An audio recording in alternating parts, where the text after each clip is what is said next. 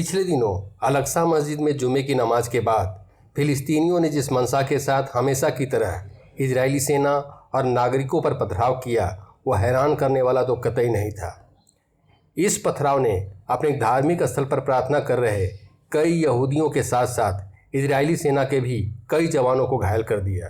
स्थिति बेकाबू ना हो जाए इसके लिए इजरायली सेना ने हल्के बल का प्रयोग कर मामले को संभालने की कोशिश की, लेकिन जले पर नमक छिड़कने का काम किया हमास जैसे आतंकवादी संगठन ने। हमास ने चुनौती वाले अंदाज में इजराइल पर अनगिनत मिसाइलें दाग कर स्थिति को जटिल बनाने की कोशिश की, लेकिन इजरायली डिफेंस सिस्टम आयरन डोम ने उन मिसाइलों को हवा में ही पलीता लगा दिया। स्थिति की जटिलता को भांपते हुए इजरायली प्रधानमंत्री बेंजामिन नेतन्याहू को भी देश दुनिया के सामने आकर कहना पड़ा, Hamas and Islamic Jihad have paid, and I tell you here, they will pay a very high price for their aggression. I say here tonight, their blood will be on their heads. यानी Hamas और मुस्लिम आतंकवादियों को उनके किए की भारी कीमत चुकानी होगी। फिर शुरू हुआ इजराइल का पलटवार।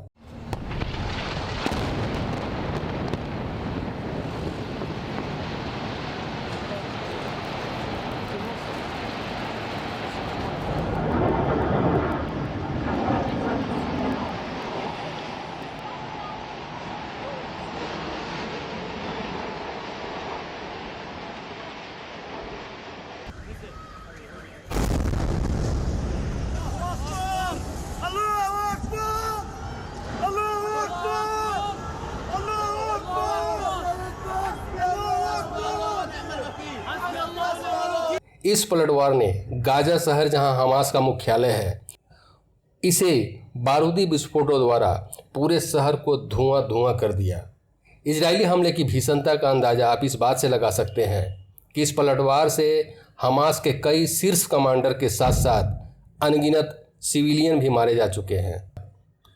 इजराइल के जोरदार पलटवार से अरब जगत में सन्नाटा छाया हुआ है और 72 हुरों के ख्वाहिशमंद मुसलमानों का ठेकेदार हमारा पड़ोसी दस्त के साथ साथ खांसी से भी जूझने की कोशिश कर रहा है। उसामा भाई, हमारा आप समेत हम सब का दिल खून के आंसू रो रहा है, क्योंकि अल्लाह के नबी सल्लल्लाहु ताला अलैहि वसल्लम ने इरशाद फरमाया कि मुसलमान एक जिस्म और एक जान की तरह हैं कि अगर जिस्म के किसी भी उज़्व को तकलीफ पहुंचे तो दूसरा उज़्व उस दर्द को, तकलीफ को महसूस करता है।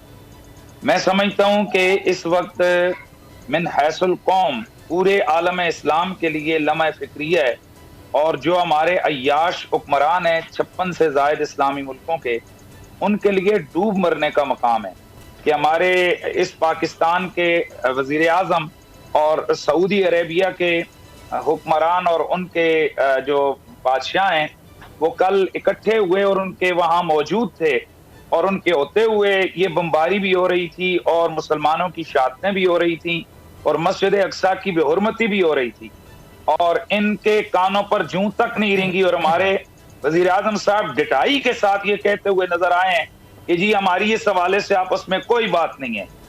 मैं कह रहा हूं कि इनको डूब मरना चाहिए इन हुक्मरानों को, कि इनको ये कब जागेंगे। एक एटमी रियासत का हुक्मरान अभी अभी भीख मांग करके वापस लौटा है। कशकोल लेकर के गया था बेचारा, उसका सियासी बाप कुछ दिनों पहले गया, उसके बाद बेटे को उसने भीख मांगने के लिए भेजा।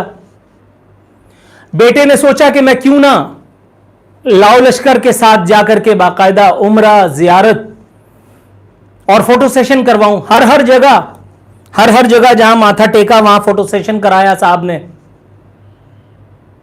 एक बयान भी दागा बैतुल मुकद्दस पर होने वाली इसराइली जारहियत की मजम्मत में। ऐसा नहीं है कि वो चुप रहे, नो सर। और उसके बाद कामयाबी का ढिंडोरा पीटते हुए तबलचियों के हमरा वापस हम पर नाजिल हो गए। ये ओआईसी क्या झक मारने के लिए बनाई गई है? ये ओआईसी में शामिल ज्यादातर बेगैरत हुक्मरान ये क्या कर रहे हैं मां सिवाय अय्याशियों के? ये अरब शुयूख की अय्याशियां कौन नहीं जानता? एक महीना होता है साल में इनकी बदकिरदारी जिसमें नहीं होती होगी शायद रमजान का, बाकी साल के 11 महीने शराब और शबाब में ये डूबे रहते हैं बेगैरत। मोहम्मद बिन सलमान जिसकी बात करते हैं हम, वो अमरीकी जिसको कहते हैं एजेंट, मुझे ये कहने में कोई आर नहीं है, वो बदवक्त कोई दिन चलता है, कोई दिन जाता है कि उसने वहां पर हिंदुओं को, ईसाइयों को, यहूदियों को, उनको भी वीजा लेकर के और हरम की हुदूद में भी पहुंचा देना है, हरम की हुदूद में भी पहुंचा देना है।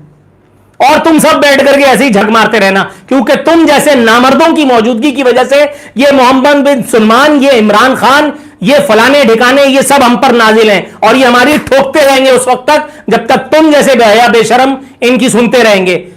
इजराइल को लेकर इनकी नफरत, बेचारगी और खौफ इनके ना सिर्फ आवाज़ में बल्कि चेहरे से भी साफ साफ झलक रही है। दोस्तों, खबरें तो यहाँ तक आ रही है कि इजराइल अरब जगत को सबक सिखाने के लिए अपनी वायुसेना के साथ साथ आर्मी को भी इस्तेमाल करने जा रहा है।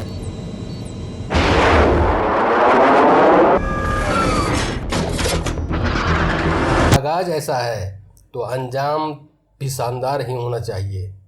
जय हिंद, भारत माता की जय।